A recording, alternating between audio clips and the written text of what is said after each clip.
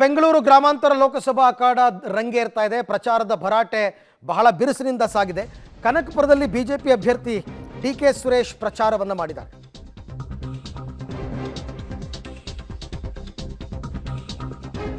ಜೆಡಿಎಸ್ಗೆ ಭವಿಷ್ಯ ಇಲ್ಲ ಅಂತ ಡಿಕೆ ತಿಳಿಸಿಕೊಟ್ಟಿದ್ದಾರೆ.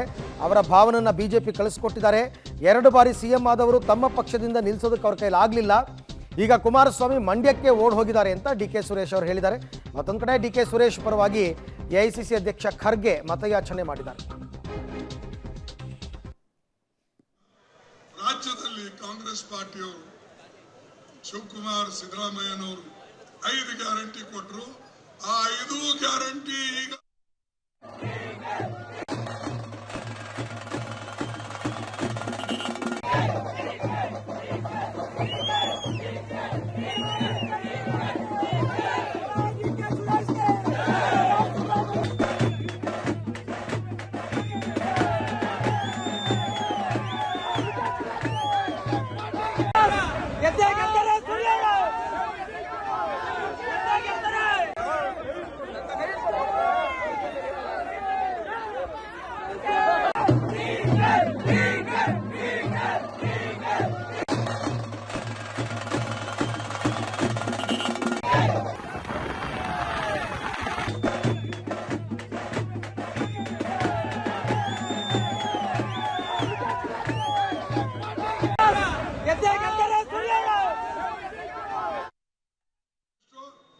ಈಗ ನಾವು ರಾಹುಲ್ ಗಾಂಧೀಜಿ ಅವರು ಸೋನಿಯಾ ಗಾಂಧಿ ಸೇರಿ ನಮ್ಮ ಪಾರ್ಟಿ ವತಿಯಿಂದ 5 ಗ್ಯಾರಂಟಿ ನಾವು ಕೊಡ್ತಾ ಇದ್ದೇವೆ.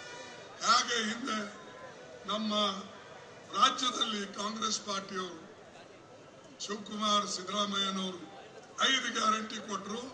ಆ 5 ಗ್ಯಾರಂಟಿ ಈಗ ಅನುಷ್ಠಾನದಲ್ಲಿ ಬರ್ತದೋ ಇಲ್ಲೋ? ಬರ್ತಾ ಇದೆ, ಇಲ್ಲ ಬರ್ತಾ ಇದೆ.